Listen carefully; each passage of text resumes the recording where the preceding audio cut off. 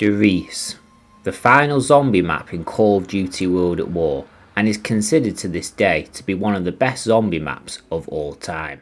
But before we begin the review of this map, I'd like to say a few words. First of all, if you've made it to this point in the series, then congratulations. We've actually reached a point in the series where we have completed a full Call of Duty Zombies game. We've already covered from Houghton and for today, Riese. So if you haven't actually seen these other three videos, I suggest you go to them first, as this will give you an insight of what I'm talking about throughout this video. And it's just nice to go back from the beginning when it comes to a series, as you can watch it all in order and it'll flow a lot better for you.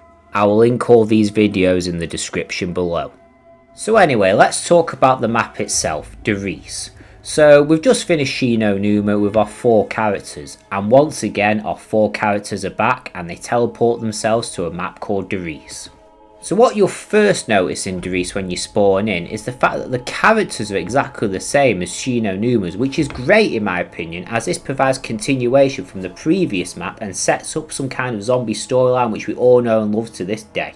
So when you first teleport into the map, it feels weird. It feels like you're in some kind of weird zombie-like facility, and you can tell straight away because you see the words Group 935 written on the walls. And it's very sort of like engineering based. It's like some kind of experimentation was going on, and you're wondering, is this the place that caused the zombie apocalypse? Is this where it all began? And for me personally, I think that's great story development, as it has an element of interest and intrigue for the zombie players to potentially explore while playing this map. In terms of the map's features of Riese, there are already 4 features which are already back from Shi No Numa, which are as follows: the power, the perks, the traps, and of course the dog rounds. However, there's also some new features to Riese which made the mode a lot more exciting. First of all, we have the monkey bombs. You can get these out of the mystery box, and when you throw them, the zombies will go towards them, as it's like a distraction mechanism. So if you're in a tricky situation and you don't know how to get out of it, you can chuck the monkey bomb away from you and the zombies will go to it, and the monkey bomb will also explode on impact, either killing or damaging the zombies that have gone near it. Up next we have our first ever melee weapon, which can be bought on the wall for 3000 points, and this is called the Bowie knife. The Bowie knife essentially just increases the power of the melee attack that the player has, because when you have the knife in Call of Duty Zombies, it's very weak. It's 1 knife kill on round 1, then it just increases the amount of knives you have to use to kill the zombies over time. For example, round 3 it'd be 3 knives, round 5 it'd be 4 or 5 knives. With the Bowie knife, it's 1 hit kill for a lot longer, and it will help you survive the early rounds and also get more points. However, one of the biggest features of this map by an absolute mile is the Pack-a-Punch machine. You actually first see this when you first teleport in. You look at this thing and you go, what is that mysterious machine that's in that container? And you're about to find out. The way to access the Pack-a-Punch is quite simple really. You just connect 3 teleporters together which are around the map. They're in 3 different locations, and you have a limited time to connect it from that location to the main teleporter in the spawn room. But when you do, and when you finally get that last teleporter, you have access to Pack-a-Punch. And for 5000 points, you can turn your weapons into absolute monstrosities. Pack-a-Punch is an absolute staple of zombies to this day, just like the perks, and without it, it'd make high rounds a lot trickier. But also, it adds an element of uniqueness to every single weapon, because previously, let's say Nakda and Toto, for example, all the weapons were just the same as they were in multiplayer. I mean, they were some were more powerful than others, but Pack-a-Punch can turn the weakest of weapons into some of the most powerful weapons in the game just by using the Pack-a-Punch. It really changes the gameplay. Pack-a-Punch to me is also an element of progression, because in zombies you start off with a pistol with not many resources and a knife, and you've not got much to go for, and your goal is to get more powerful so you can survive for longer, and Pack-a-Punch truly is the ultimate goal. Once you have Pack-a-Punch, your weapons are fully upgraded, which means you're an ultimate zombies god in that aspect. But wait, there's more, because once you've Pack-a-Punched your weapon, you can actually use this weapon to complete the first ever Zombies Easter eggs. And I know there's been other Zombies Easter eggs in the past when it comes to things like music Easter eggs and little things here and there, but this is truly probably more of an Easter egg quest, as there's a bit more involvement and engagement from the player compared to other ones. What you need to do for this Easter egg is you need to go to the location that's on the screen here, and you need to shoot this little switch that's on the back of the map. Once you shoot this switch, this little girl will be saying to you, let's play a game of hide and seek, and you'll have to find 3 objects on the map. These are 3 teddy bears. There's actually 2 teddy bears and there's 1 monkey bob. And you go to the following locations, as you can see on screen here. And then once you shoot them, you've completed the Easter egg. There's not really much to it, but this just shows what Treyarch are planning to do in the future. Consider this a little experiment. Consider this a little test to see whether you've got the Easter egg mind. As well as this map having the first Easter egg, I'd actually say this map has the first ever proper zombie strategy of all time, and that is a camping strategy known as the catwalk strategy. Players will camp up here, whether it's solo or as groups, and stay here for as long as possible, shooting all the zombies. The reason this is such a great location is because the zombies only come from one direction. There's nothing coming from the sides or behind you to kill you.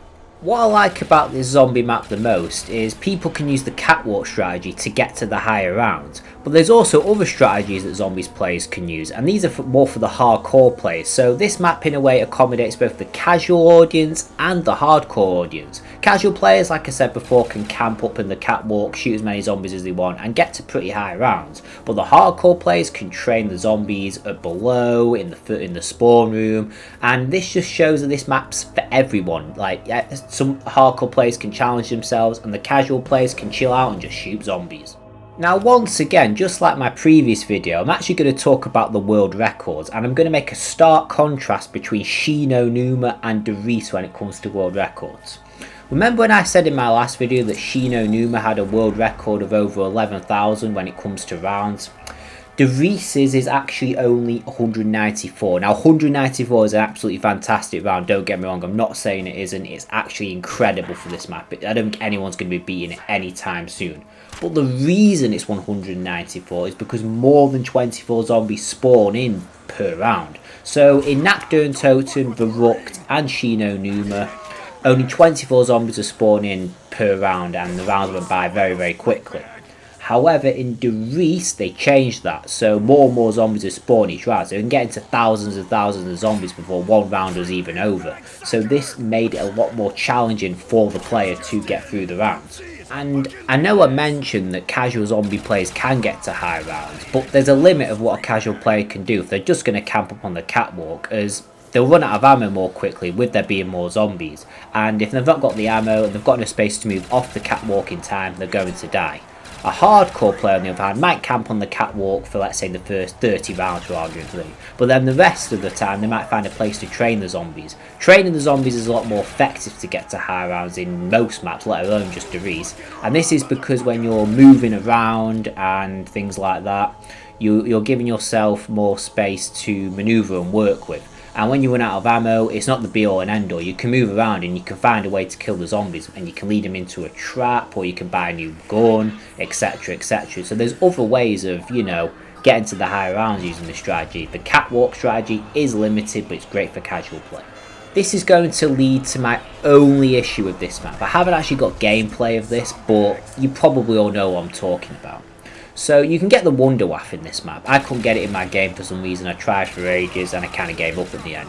But when you use the Wonder Waff with Juggernog, your ability of Juggernog will disappear. So Juggernog is supposed to give the player extra health. But if you use the Wonder Waff and you electrocute yourself with it by mistake, which is very easy to do in Riese, you will never ever be able to have the ability of Juggernog again. Even if you rebuy the perk on co-op, for example, it still doesn't work. You'll be 2 hit dead, and this causes a lot of issues for high rounders, hence why the round for the map on solo is only 194, which makes sense because you haven't got that Juggernog ability, which makes the Wonder Waff a very unreliable weapon to use in the high rounds. I'm sure one day someone will take the risk potentially and get to a higher round than 194, but at the moment it's probably not going to be likely. Anyway guys, I just want to say a few words. I really appreciate to those to you who are watching this series and following it through. It's fantastic to see that people are interested in these retrospective reviews of the zombies maps. I hope you guys will watch the Black Ops 1 series as well, because there's more maps to cover and I'll be a lot more excited as well, since the maps are a bit more in depth and a bit more intriguing compared to World at Wars. So yeah, I can't wait for that. But don't forget to like, comment and subscribe, and I'll see you guys in the next video. Peace out.